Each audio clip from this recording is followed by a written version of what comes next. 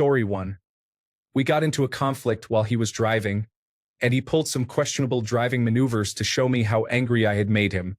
Story 2. Started collecting illegal weapons like brass knuckles and switchblades, and discussed what he would do to hurt others with these weapons. He received an assault charge 2 weeks after we broke up. Story 3. Changing his personality drastically when he was with his friends. He was loving and romantic in private but would be disrespectful in front of his friends, treating women as if they were there to serve him. He was full of human values with his family, particularly regarding gay rights since his uncle is gay, yet he was the first to laugh and tell homophobic jokes with his friends. Story 4. They were yelling at me that they were the catch in the relationship. All I was dealing with was raising an adult who hoards, mistreats 2 cats, refuses to work, and funds smoking habits with payday loans. Story 5. We were discussing the potential of getting married, where we would live, having children, and our values. She said, "You know that when it comes to the house, you have no say, right? The woman is responsible for decorating and furniture, and you have no say." I asked her if she was joking, and she said no. I replied, "So you expect me just to pay for everything while you do whatever you want with the money?" She smiled and said, "Yup." I responded, "You might get away with that with the past guys you dated, but that's not me. I will have a say in everything. This is a marriage, not a dictatorship. So if you really feel that way, maybe we shouldn't be together." Just to be clear, that wasn't the cause of the breakup, but it was one major area of contention where she clearly thought she could dominate the marriage and expect me to be her financial support. Story 6. In university, I had a friend who passed away tragically and unexpectedly.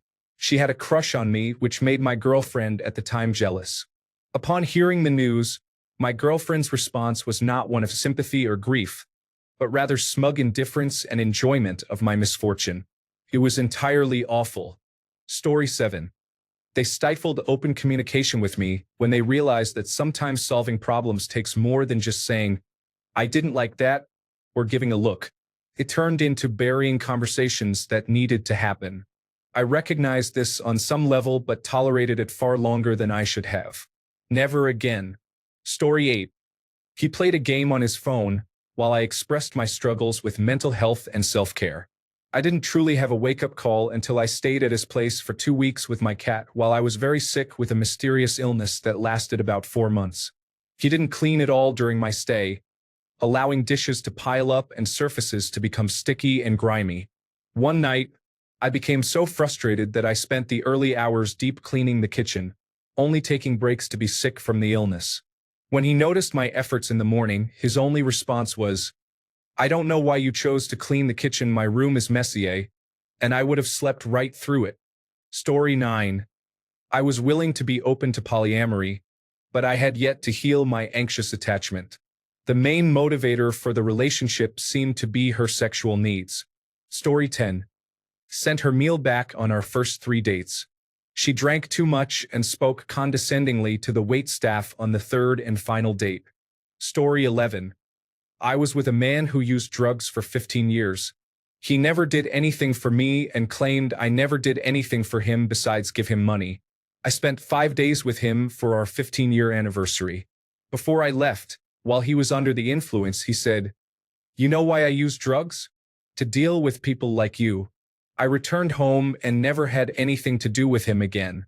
That was 2 years ago. Story 12. "You're not going to get fat like your mother, are you?" said my high school boyfriend of 2 years after we went to college. Took me a week to break up with him after that comment. Story 13. I started dating him 10 years ago when I was 47. I am still dating him, but I have discovered that he is incredibly financially irresponsible. He lives with me in my paid-off home, but I will never legally tie myself to him, even though I love him. Story 14. Refused to grow up. He was incredibly immature, like a toddler who had only watched South Park and would say the most inappropriate things in public without caring who was nearby. He would not take accountability for his actions, instead blaming his past trauma for his behavior. It is important to note that he was 30 years old and had not experienced any abuse since he was 15, giving him 15 years to address his issues and mature. During the first 3 years of the relationship, I planned my entire future with him. Marriage, a house, children. However, over time, especially after the third year, those dreams faded as I began to see who he truly was. Story 15. She told me that if she ever decided to get married, I could show up at the wedding to tease her. Well, I guess you don't see any long-term plans for us now, do you? Story 16. He cried because the maid was on vacation, and he had to wash his own sneakers. That hurt me inside. Story 17. We live 3 hours apart. When they accepted a new job after discussing cohabitation, I realized they weren't serious. I decided that we could take our time. Then they kept a friend with benefits in the picture and another guy from a dating site. We briefly broke up, and you can guess who was back immediately. Forget her. Story 18. I realized how strongly her feelings were for the opposing political party, and knowing that this would eventually come to a head, I ended things before it could get chaotic. Another situation was quite literally crazy. I had already been looking for a way out. She started talking to a man who approached me with screenshots, so I ended things and cut all contact. She sent a few emails, but I blocked those as well. Story 19. I had a bad reaction to antibiotics and ended up in the hospital. I drove myself there and back home. They spent the next 3 days on a binge with friends, each day saying they would be home that night, only to come up with excuses like their ride had already left. Their reasoning was that there was nothing they could do, so did I expect them to just sit there and stare at me? There were no apologies, nothing. In that moment, I realized they would never be someone I could count on in a serious situation. Story 20. I yelled at my best friend and gave her the silent treatment, just as he had done to me so many times during our nearly 5-year relationship. After that, I couldn't imagine getting married without feeling a sick sense of dread. It has been more than a year since I ended our relationship, and I haven't looked back since. Story 21. He became very comfortable expressing his homophobia.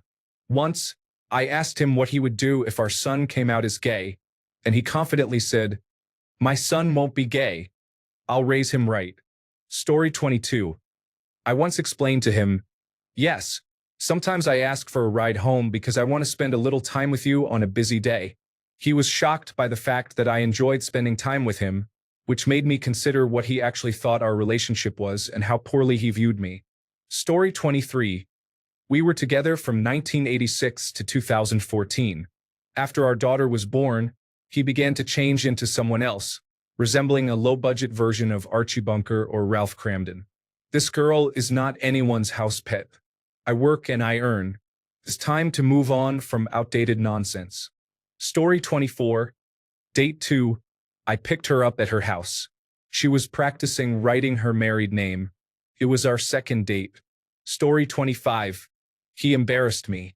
He often got irrationally angry over trivial matters, attempting to display a tough guy persona that I found cringeworthy. I encouraged him to be himself. He talked about wanting to confront others over minor disrespect or inconveniences and even yelled at and mistreated his mother. He didn't invest any time in my interests.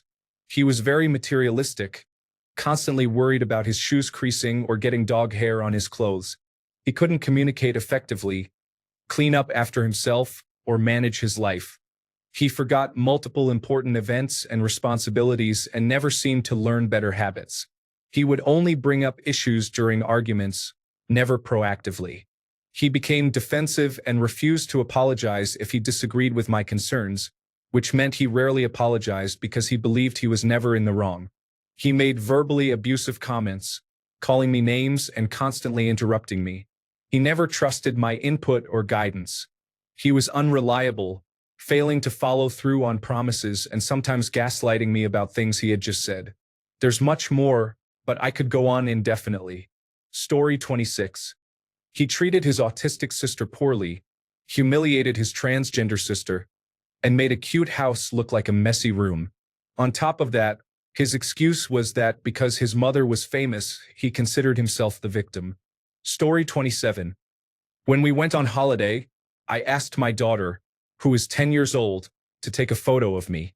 He reacted strangely about having his picture taken and told my daughter that I only wanted the photo because I wanted men to be involved.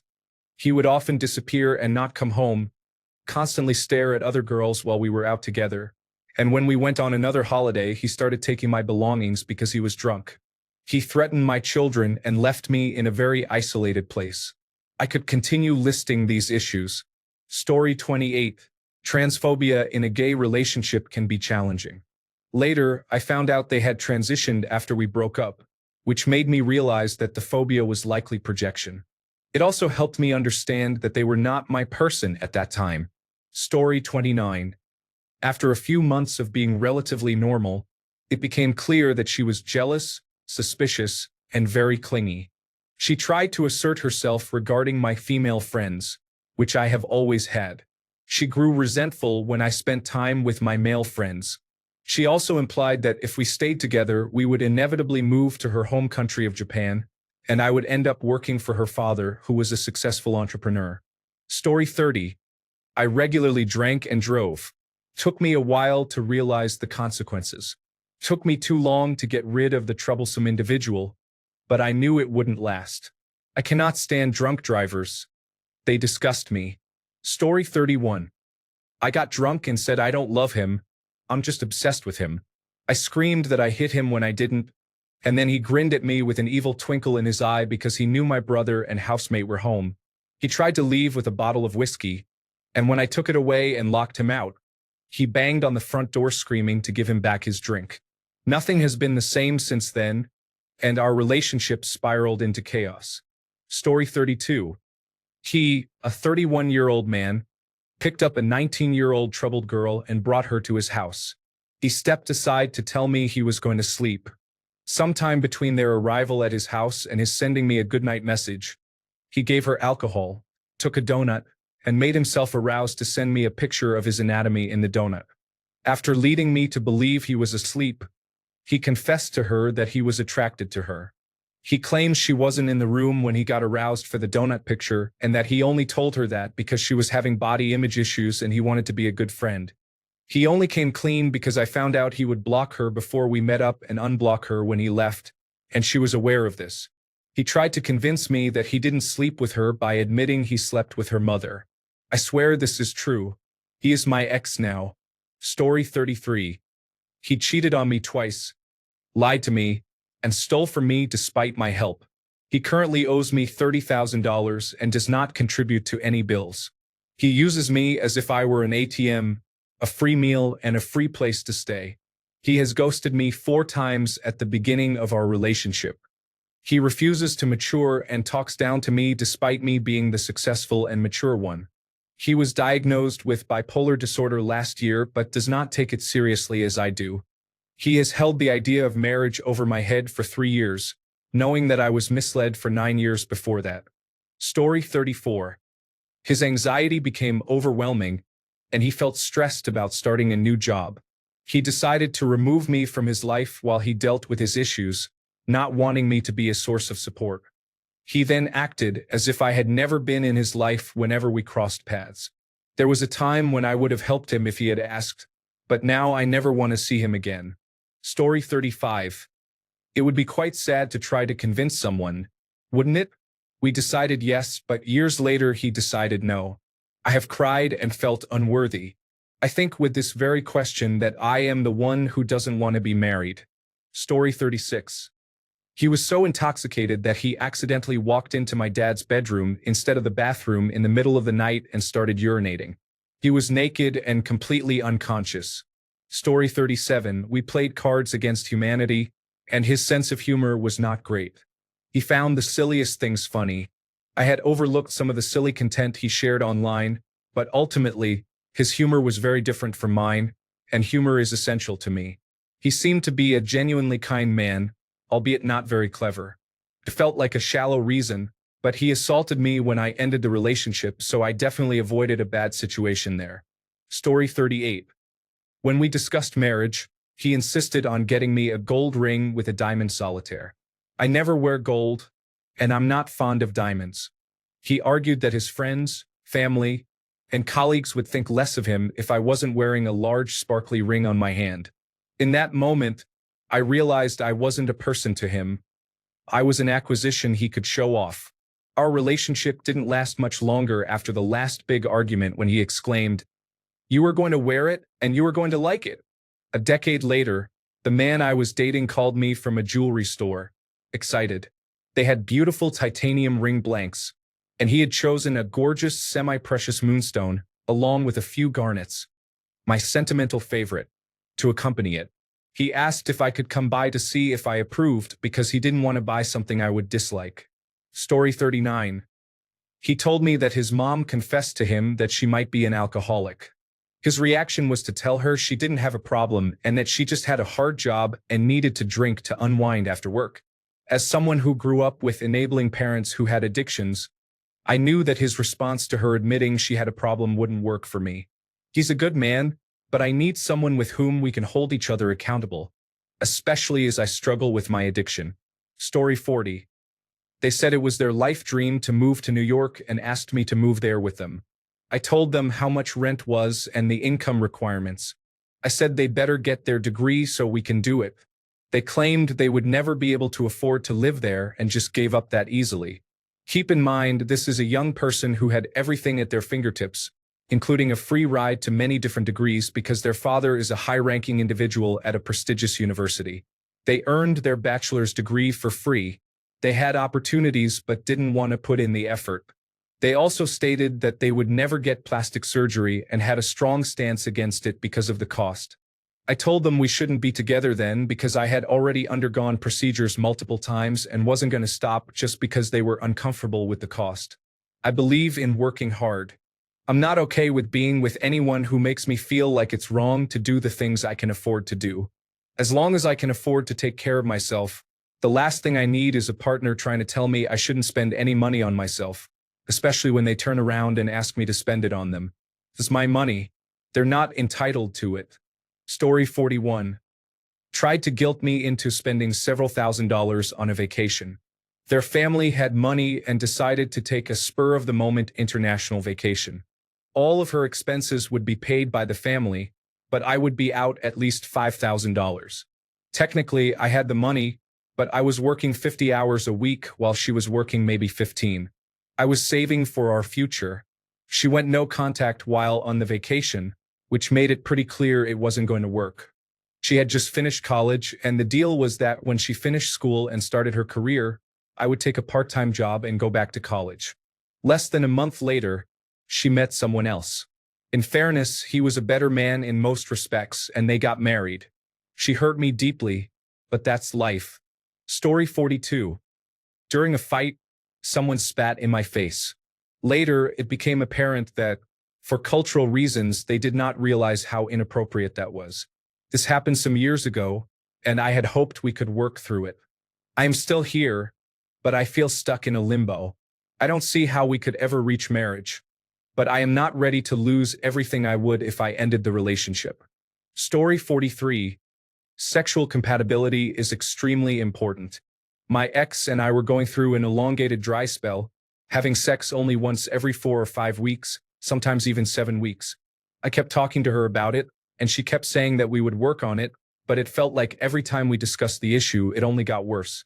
She became entirely uninterested in having any kind of sexual contact with me, and even when we did have sex, it was just disappointing maintenance sex. Eventually, I even stopped trying to initiate. One day, while we were watching a show together during dinner, one of the characters mentioned to his friend, "My wife and I are going through a rough patch. We're down to having sex twice a week." The punchline was meant to indicate that the couple had sex far more than twice a week, and even when they were fighting, they were still having sex at least twice. My ex spat her food out and laughed. Then she looked at me and said, "Sex twice a week? I can't even imagine. I could never." That's when I knew our relationship was over. During the first few years of our relationship, we had a lot of sex, at least a few times a week. Then, around year 6, it started to become less frequent. I expected the frequency to decrease, but I communicated that twice a week would be my preference. I would have settled for once a week. She said she would try, but she couldn't promise anything. It didn't matter what I did. How many chores I took off her hands, vacations I planned for us, or anything to help her relax and make her life easier. She gave up on sex. Her saying she couldn't imagine having more sex really made me sad because she didn't have to imagine. All she needed to do was remember. We broke up soon after. I told her I hadn't signed up for a sexless long-term relationship. Months later, she came back, asking me to take her back, saying she hadn't realized how important sex was to our relationship. I told her we had that conversation far too many times over those 3 years, and I had been clear about my needs. There was no way she didn't know. Story 44. Threatened to take my dog, drive far away, and drop her off in the middle of nowhere so she would be lost. I knew we had to get out. He had always been difficult, but this was extreme. Story 45. One guy pouted when I beat him at a board game.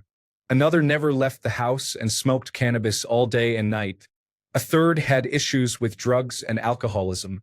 The fourth cursed at me, called me names, and always tried to tear me down.